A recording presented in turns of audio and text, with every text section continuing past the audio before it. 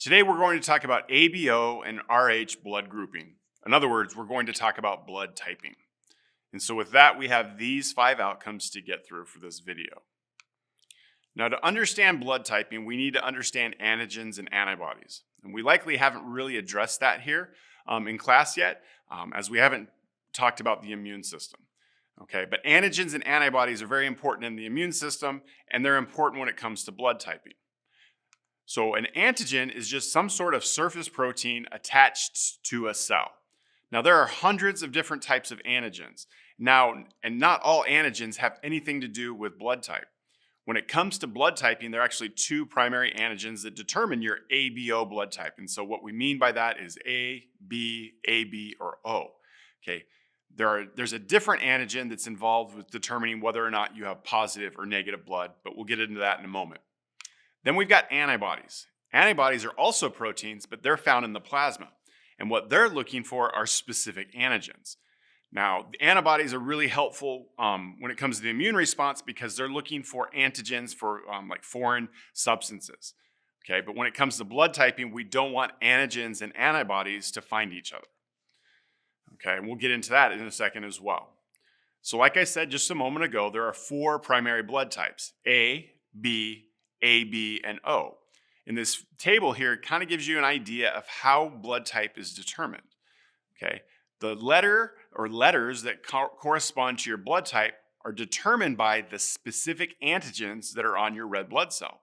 If you have type A blood, you have A antigens. If you have B blood, you have B antigens. If you have AB blood, you have both A and B antigens.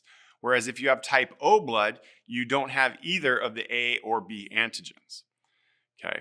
What's also interesting, though, is that you have the opposite antibodies in your bloodstream. And so what I mean by that is that if you have A blood, you have the A antigens, but in your plasma, you have what we call anti-B antibodies. So in other words, those antibodies aren't affected by the A antigens, but they are affected by the B antigens. Okay, and so this is where blood donation becomes a really big deal because of the antigens and the antibodies that you might be mixing. Okay, and so people with AB blood don't have either of those antibodies. Okay, but people with O blood have anti-A and anti-B antibodies. Okay, so why does this matter? Well, we want to prevent something called agglutination. And agglutination is just basically a fancy word for clumping. Okay, and specifically the clumping of red blood cells. Okay, and red blood cells are, as we've talked about, are also known as erythrocytes. Now, agglutination and coagulation are different. Coagulation is what happens when you get a cut. It clots, so that sort of thing. Agglutination is the clumping of red blood cells. Okay, this does not involve platelets. This involves antigens and antibodies grabbing onto each other, whereas coagulation involves platelets. And so what happens when you have agglutination is antibodies bind to their matching antigen. Okay, and what makes this worse or makes this a big deal is that antibodies can bind to multiple cells. And so you can see that down here in this bottom one, that antibody, which is the blue upside down Y, is actually holding on to 2 red blood cells. Okay, and so as a result, you get these small clumps of red blood cells when agglutination occurs, and those can block up small vessels, which can lead to reduced blood flow to a certain part of your body, and that can be bad. Just imagine if you just cut off blood flow to a part of your brain. That'll end up killing that part or could kill that part of the brain, and then maybe you can't taste or something, or it could be worse.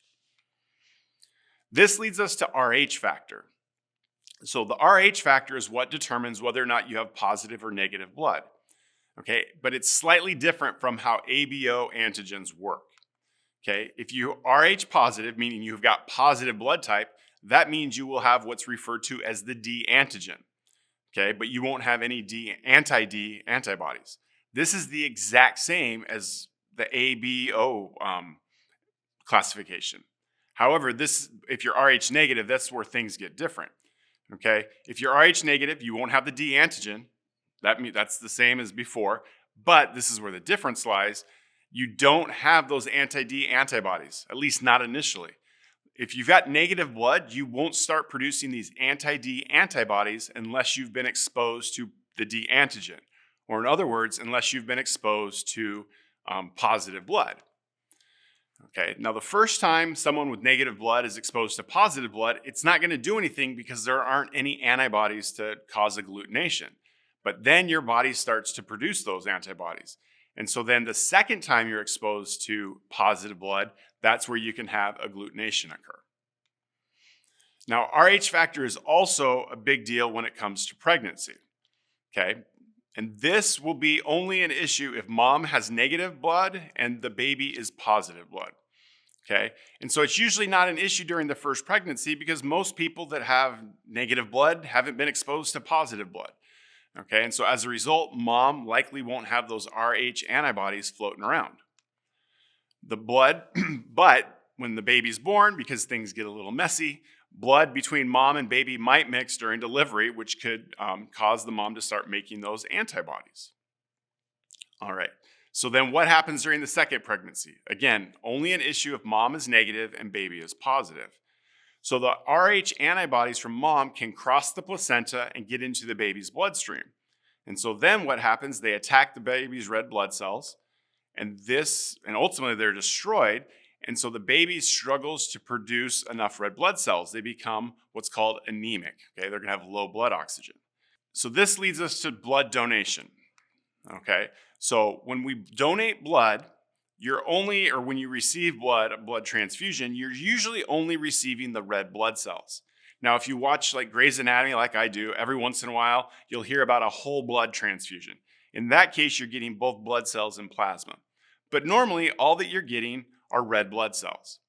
Okay, and so remember, antigens are found on the red blood cells. So in essence, if you're donating blood, you're really just donating those antigens. You're not donating any of your antibodies because those are found in the plasma. And so ultimately what you're concerned about when it comes to a blood donation is what antigens are being given to the recipient of the blood. Okay, so another way to kind of think about this is if you're a recipient, so if you're getting a blood transfusion, you're only worried about the antigens that you're receiving, okay? If you're a donor, and if you could direct where your blood donation's going, all you're concerned about is, well, what antibodies does the person that's receiving my blood have, okay? So remember, another way to kind of help you with this, especially with the Rh factor, is that positive can receive blood from both positive and negative blood types. And that's just, we're ignoring the ABO thing for right now. But negative can only receive from negative. Okay? But, kind of flip this, negative can donate to both positive and negative, but positive can only donate to positive. Okay? And that, again, has to do with the relationship between antigen, or the antigens and antibodies that both types have. So, this leads us to the universal donor and the universal recipient. The universal donor are people that have O negative blood. These people, when they find out, or when the blood bank finds out that they're O negative, they get calls all the time asking for them to donate blood, okay? Because they can donate to anybody. And the reason that that's the case is because their blood cells do not have the A, B, or D antigens. So it doesn't matter what antibodies the recipient has because there's nothing for those specific antibodies to attach to.